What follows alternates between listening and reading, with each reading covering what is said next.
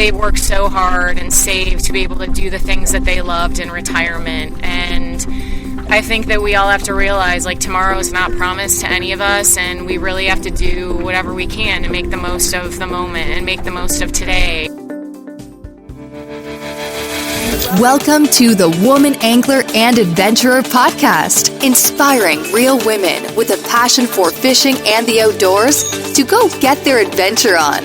Now, here's your host, Angie Scott and Barb Carey. Welcome, everyone, to this week's episode of the Woman Angler and Adventurer podcast. If this is your first time finding us, we're so glad you did. Hopefully you like what you hear and you go back and listen to some of our previous shows and subscribe so you can be sure not to miss any future episodes. We love supporting female-owned companies in the fishing industry, and one of our favorites is Al's Goldfish Lure Company. They're going to be attending several fishing expos in New England starting this month, January, and if there are any New England listeners who are interested in seeing Al's Goldfish in your region, you can go follow their Facebook page for details on the wheres and whens. We'll put a link to that in the show notes for this episode, which can be found at thewomanangler.com/104, or you can just do a quick search for them on Facebook. And if you see them out and about at one of the shows, be sure and tell them the Woman Angler and Adventurer says hi. This week, you get to hear the interview I did with our last week's Insider Weekly Woman of the Week, Captain Debbie Hanson, which, by the way, if you haven't signed up for our Insider Weekly yet, you definitely should. It's free, and we've been getting a lot of great feedback from our subscribers on the informative tips, recipes, and contests.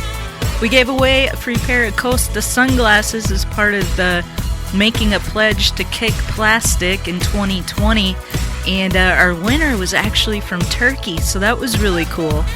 And we just recently gave away a Bass Tournament Angler prize pack that went to Andrea Chandler, who's down in Florida. So I hope you're signed up, and if not, head on over to podcast.thewomanangler.com/insider and make it happen. All right, before we get into our conversation with Debbie, I just want to congratulate her, as now she's the radio host on ESPN's 99.3 FM in Southwest Florida on Saturday mornings, and that's starting on January 25th. So if you're in that area or you can access the show remotely, be sure and check it out. All right, without further ado, here's my conversation with Captain Debbie Hanson on the boat from Babcock Ranch in Florida. Enjoy.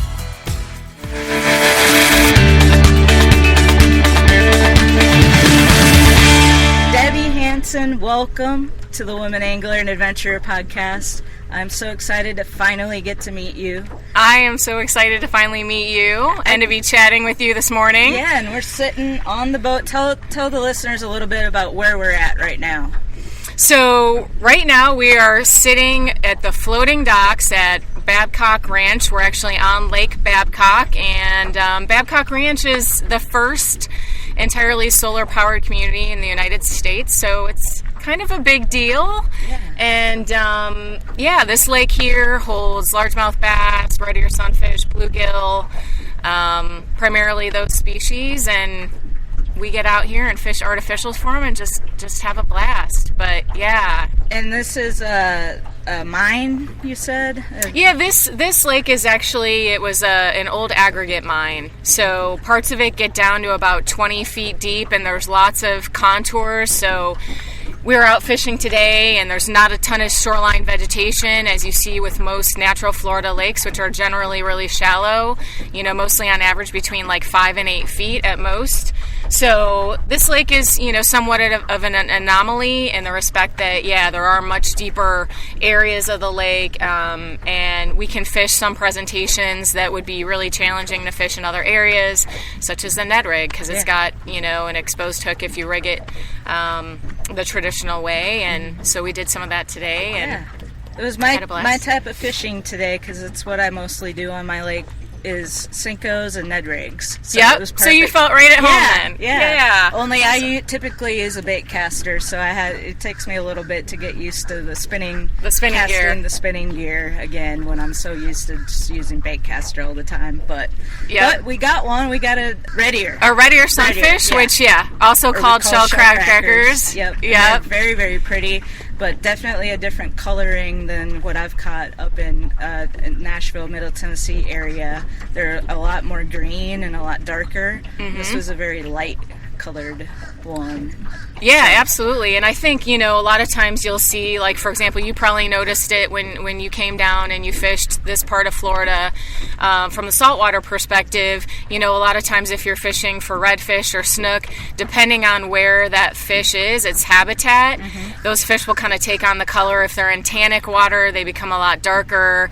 If you catch a snook like in a brackish river, a lot of times that snook will be like almost like a dark, almost coppery color versus like a silvery white if you're catching them off the beaches. And here in this lake, it's the same thing with the bass and the red ear like you caught today.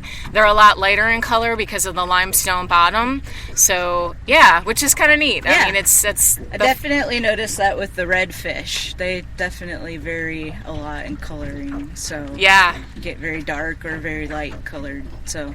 But we'll put a picture of that on the website for this episode so you can see the coloring of that fish, what we're talking about. But so you've met my co-host Barb before. So I was having major FOMO back in Nashville when I found out that she was hanging out with you, and I think Rachel from RBFF.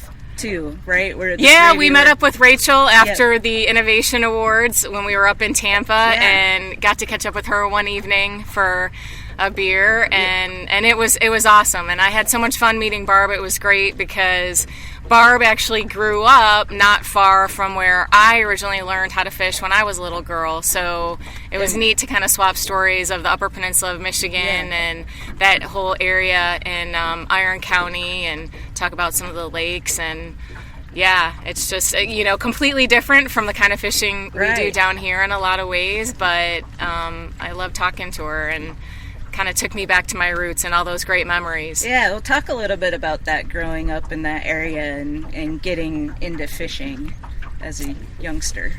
Yeah, I have to say, Angie, it was awesome because I was so blessed to have a grandfather who, I had a brother too. It was just my brother and I, just the two of us, growing up. And my grandfather probably could easily have said, oh, well, I'm going to take David fishing, but, Debbie may not enjoy it or like it. And, she should be at home, baking cookies. Or, playing with Barbie dolls or whatever. Right. But, my grandpa really, really was an avid outdoorsman. He hunted, he fished, and any chance he could get, he was up at his cabin in the Upper Peninsula. So, from the time I was 4 and 5, I was out on the boat trolling for muskie and walleye and working a hula popper for bass with him and catching panfish off the pier.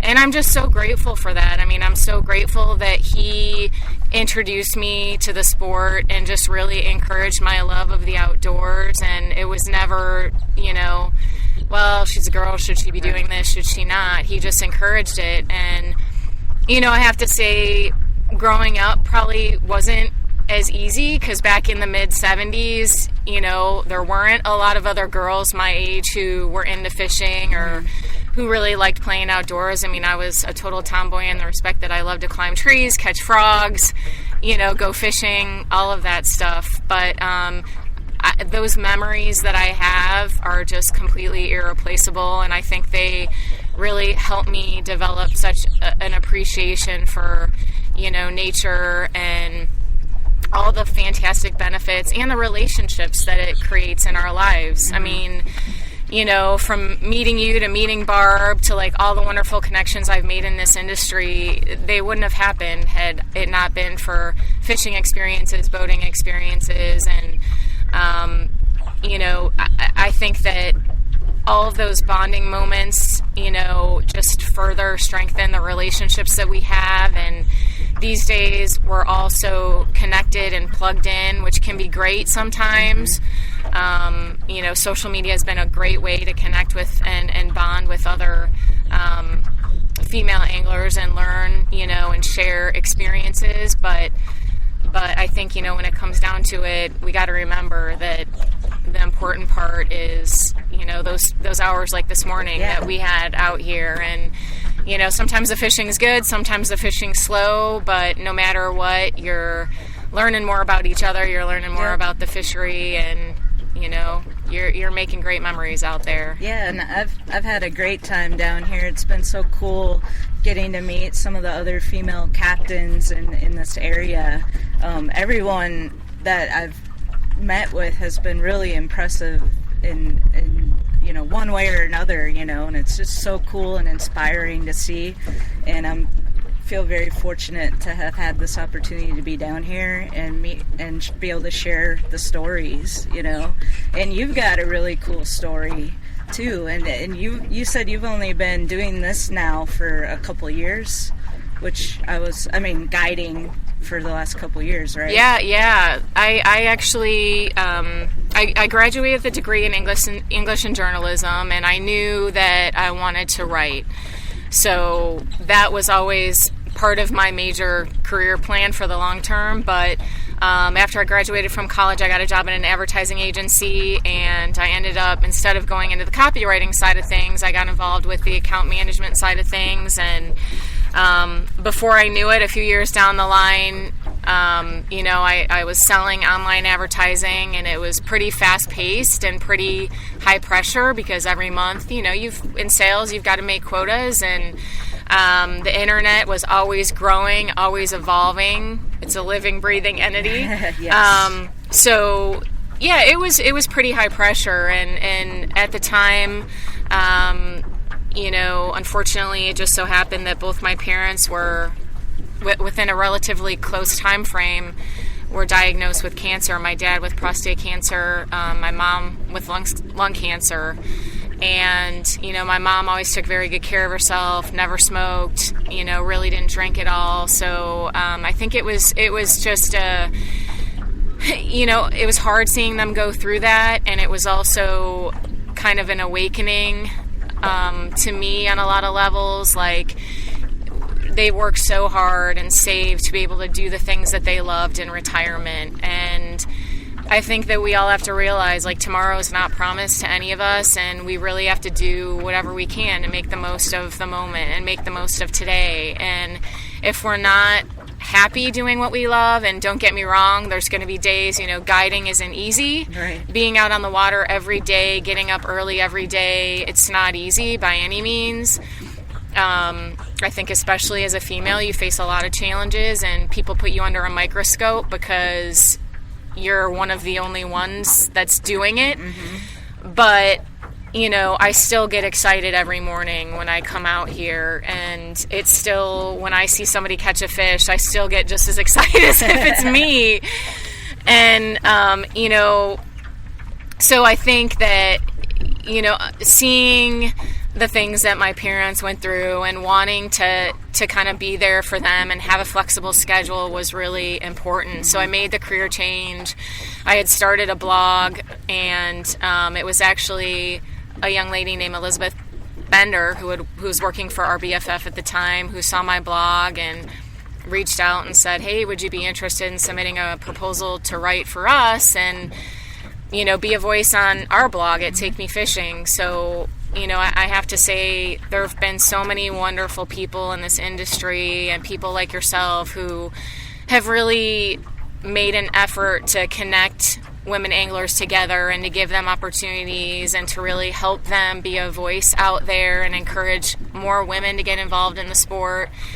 And I'm so grateful for that, because, if it wasn't for RBFF and people that have been a big mentor to me, or mentors to me, I should say, my friend Joe Mahler, George Poveromo, Alberto Nee, without those people being in my life and helping to encourage me along the way, it would be a much more challenging situation, and I don't know that I would be able to make a career doing what I love. So I'm so grateful for all the people on a big and small level who have been a part of my career, the clients who come out with me, because without them and, without all of us coming together in the industry, it would be a heck of a lot harder, Yeah, I feel so thankful for RBFF and what they're doing, and that their mission is so in line with what we're trying to do.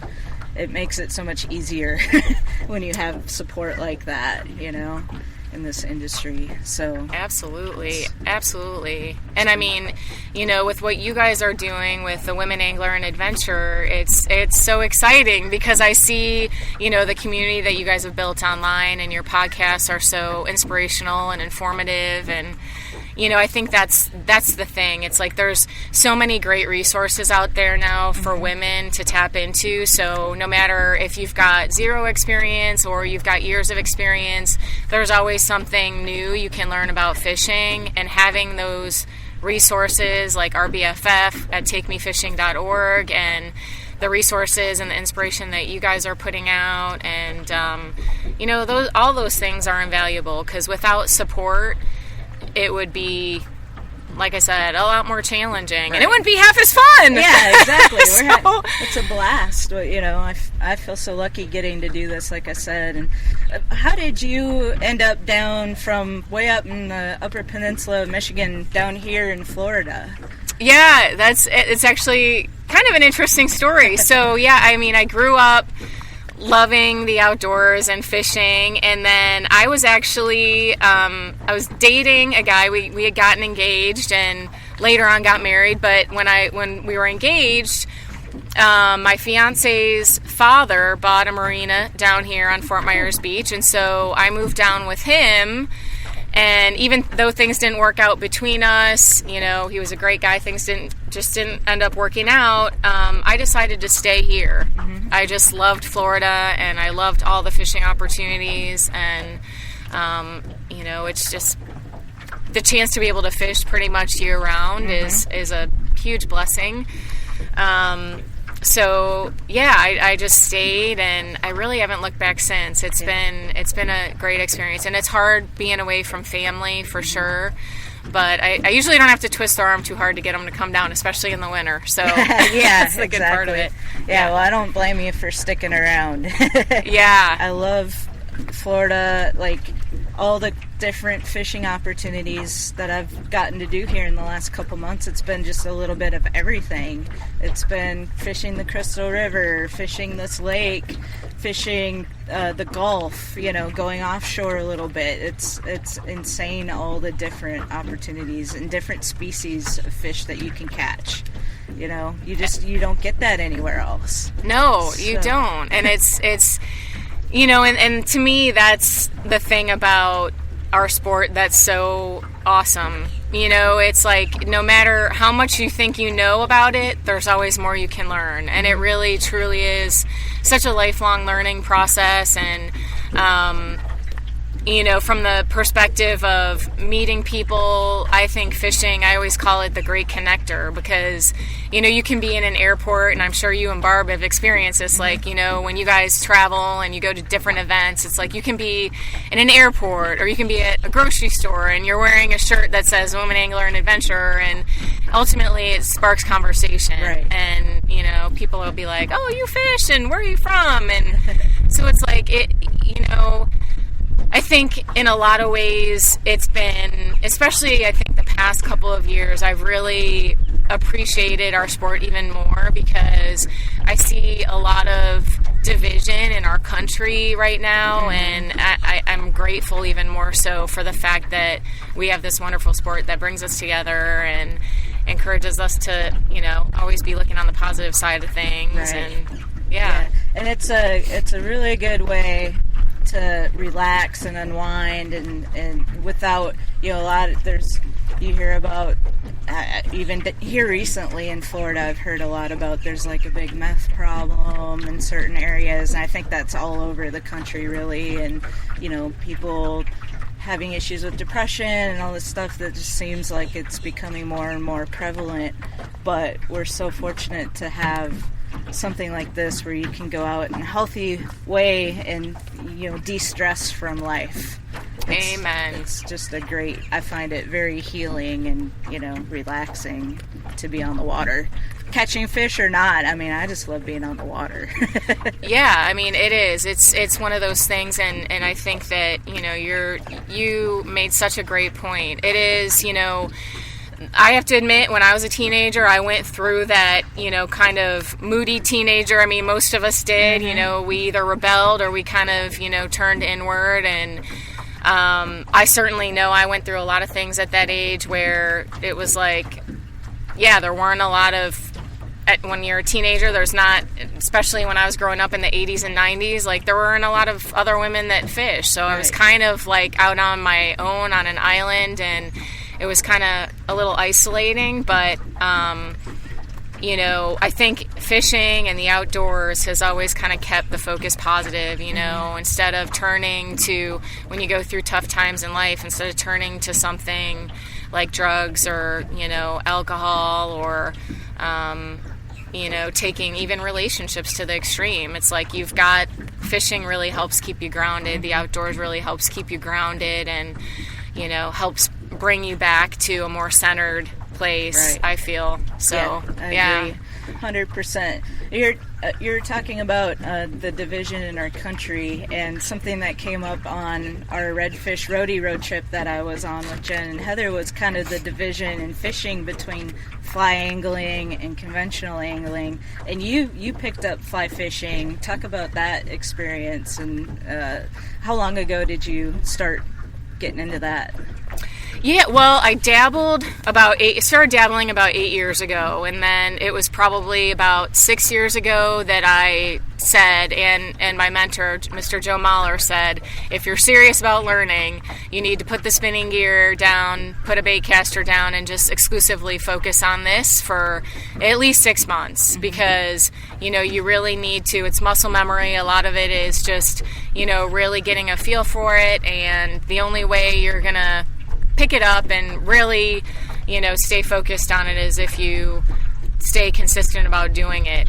And you don't have that temptation of picking up your spinning gear because that's what you know. Right. And that's what you're familiar with, and that's what you feel comfortable with. So, initially it was really hard because I think, especially now with social media, I know you and I touched on this a little today when we were out fishing, I feel like there's this pressure, like we always have to be posting pictures, right? To prove that we're out there catching fish. When, at the end of the day, yes, that's the end goal, right? But a lot of times it's about the process, and I really feel that about fly fishing. And I've seen articles sort of referring to fly fishing as being the yoga of fishing. Mm-hmm. And I think it's a good analogy in a lot of ways because it really does force you to, when you're learning, really hone in on the process itself. And, getting that rod to load the right way is a reward. Right. Getting that cast out, if you're just learning 50 to 60 feet is a great reward. And then even if, you go out and you're fishing in your backyard pond with your 5-weight for bluegill or, small bass, when you catch that bass on a fly, it's a great reward because you've really worked for it. And I think the thing that I love about fly fishing, about fishing overall, is that I think in a lot of ways it kind of helps us break that expectation of instant gratification. Like society gets very focused on that instant gratification, and I think it's good for all of us, especially when it comes to fly fishing. It really helps you focus on the whole process itself and why you're doing it. Right. But the one other thing I know that we brought up this morning in our conversation on the boat was the fact that, and the question, like, why is it that there is this very distinct, almost like segregated portion of the industry where we've got spinning anglers and fly anglers? And, I think that going way back, it's kind of been like this. There's been a perception of, well, if I'm going to fly fish, I've got to spend a lot of money. I've got to spend $1,000 on a rod, and the fly line is going to be, $150, and that's more money than I can spend. And it's more of an elite sport. Like, yeah, you have to have a lot of money to get into it. Like, it's not for everybody, but that's not the case. Exactly. I mean, you can go to Bass Pro and you can get set up with a White River, inexpensive, fly setup, with a reel that's already preloaded with your fly line and all that for probably $100 to $150. Mm-hmm. So, and then if you try it, you go out there and you're fishing in your backyard pond and you're catching bluegill and you're having fun and you think you're going to stick with it, yeah, then you can, with any kind of fishing, I think it's really how much you want to invest in it, how much time you want to spend on it, and yeah, and you can go from the low end all the way up to, spending thousands of dollars on boats and gear and whatever, but it's not black and white, and there's shades of gray in between, and, anyone really can get into it, no matter how much experience, and I think that I love seeing people that are out there. I think that there's a lot of people who maybe grew up fly fishing for trout, and they've got this very, specific mindset about the types of flies that they like to use. But I think it's cool to see people out there fishing for the warm water species too. I mean, that's primarily, what I do, bass and bluegill, and, most kids grow up catching bluegill on worms or crickets, and it doesn't matter to them. They love it. Yeah, they don't have to catch this big fish. It's catching a fish. Exactly. It's the fun. I've heard stories. I can't remember who it was, but somebody was telling me he went out fly fishing with a friend of his who's like big into it, has all the brand name gear, and he went out with all he had for bait were little marshmallows. And he was catching the fish left and right, and the other guy wasn't catching anything. That's awesome. It just shows you it doesn't have to be expensive. It doesn't have to be super complicated. Yeah. People get really overwhelmed when they walk into the big sporting goods stores and see all the different types of lures. And it can really be as simple as a hook and a worm.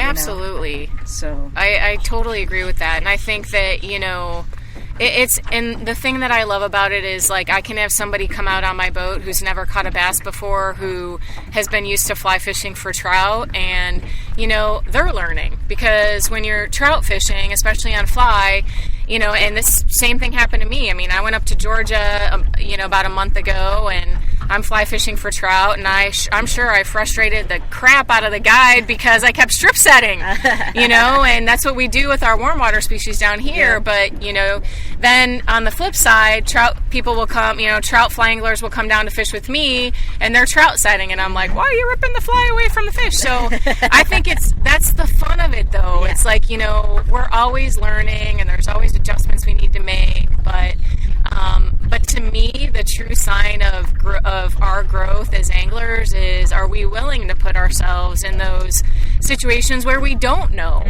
Because we're never going to know everything. Right. Yeah, there's so many different facets of it that it's impossible to become an expert, in every different type of fishing you can do. It's crazy.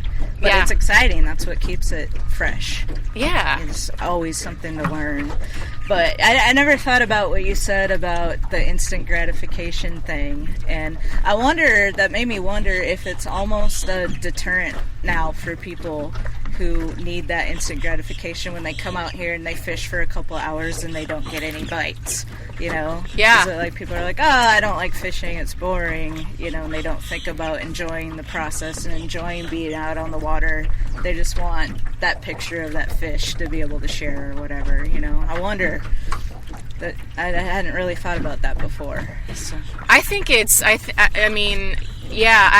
definitely think it is more prevalent, now. I see, and it can be, I think it can be a situation where, like, for the next generation, for kids too, that where we have to be careful of, what are they seeing and what are we modeling to them? Like, are we teaching them when we're out there on the water to be respectful and mindful of the ecosystems and to notice different things about the bait fish, or, changes that have gone on, like if there, has recently been,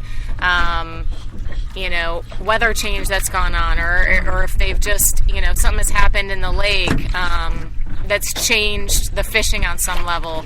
Are we teaching kids to be mindful of those things and really about, why we're doing what we're doing, not just the end result of it, know? I think it's a good thing to think about, because a lot of times, I'll have kids on the boat and I'll ask them, what lure would you use in this situation if it was you? Mm-hmm. And, I love it when kids kind of respond with, well, I'm looking at the water and the water's a certain color, and that's why I think this color bait or lure might work best, or I'm looking in the water and I'm seeing the bait fish are small, so I would use something this size, because it's showing that they're really thinking about the process. Yeah. And not just, all right, I want to catch that big trophy, which, don't get me wrong, that's awesome. We all want to do it. But there's a process to getting there too. Yeah, I think keeping it interesting and the educational component of it, and teaching them about that particular fishery, the history behind it, and like you did today, it was just super cool to learn about this lake here and what it is and why the water's the color it is and all that stuff. So I think focusing on that really makes a big difference, and not just being, and there's some people that are just naturally impatient and maybe fishing isn't for them, and that's fine, but I think it's exciting. And or not. And the conservation aspect of it. I just think, the more, right now today we're out here, we're at this development that's, booming and bustling, and a lot more homes are going in around here, which is super exciting.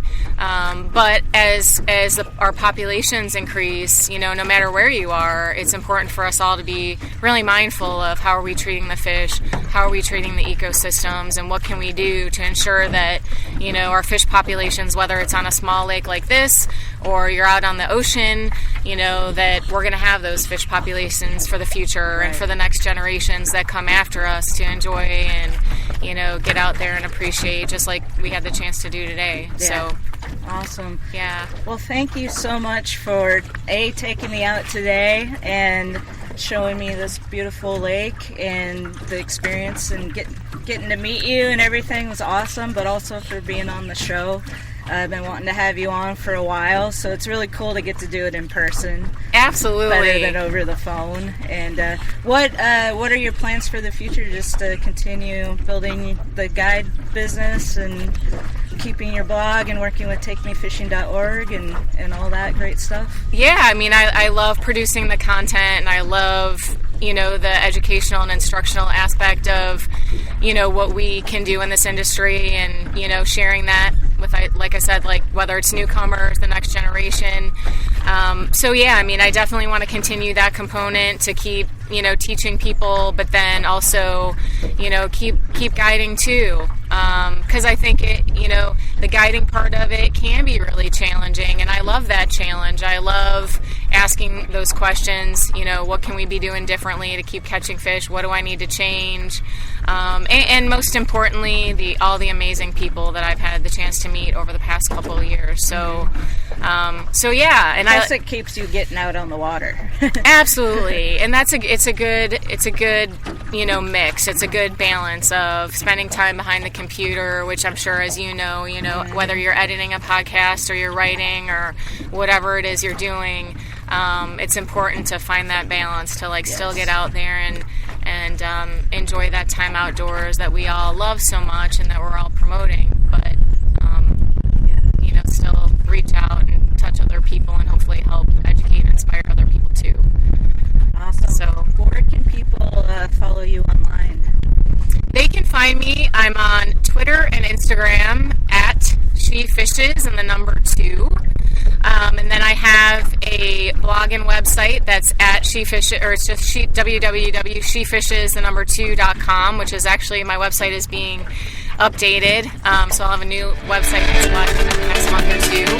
And then, just by giving me a call, anyone who ever wants to go fishing or